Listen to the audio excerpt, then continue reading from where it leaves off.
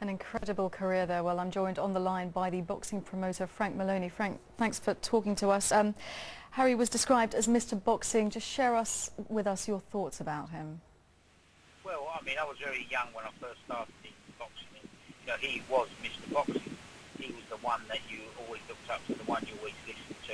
And what I liked about him was, even with someone like me as a young promoter, sort of going around all the shows, sitting there, he would come up to you and talk to you, tell you, don't lose heart, keep plugging away at it, and you'll get to the top. And, you know, when I did finally get there with Dennis Lewis, he was one of the first to phone me up and said, see, you've done it.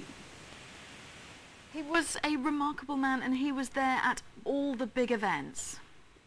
Yeah, I mean, you know, boxing will be lost without someone like him. He is actually a legend in boxing. He's as famous as any British fighter that we've produced.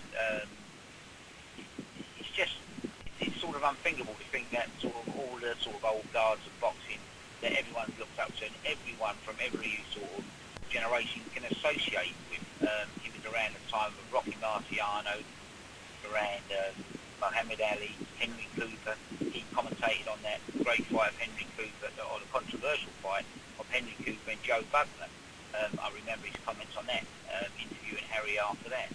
He was just so natural, you know. He made a fighter feel good, he made the people feel good, and he put boxing across on TV in such a way that people used to just tune in to listen to Harry Carpenter.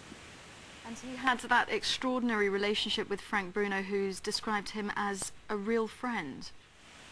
Yeah, I mean, well, you know, Frank Bruno owes most of his success and most of his sort of popularity to Harry Carpenter. It was Harry, I know Frank done the fighting, but it was Harry that built him in the way he interviewed him, the way he reported on him, and the sort of relationship. It was sort of an odd relationship.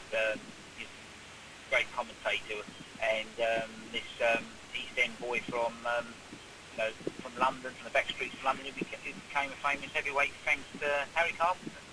We've had so many tributes pouring in, many people saying that it was not just the commentary, but his voice too that was just so charismatic. Well, the man in person is charismatic. You know, you meet certain people when you walk in a room and they can hold the attention of a room. Harry Carpenter was one of those men. I mean, you know, the first time I met him, I was in awe of it. It was like meeting a legend then. You know, we built up a friendship as I progressed in boxing, and he helped me through a lot of things and gave me a lot of good advice. Frank Maloney, thank you very much for sharing your thoughts on Harry Carpenter, who's died at the age of 84.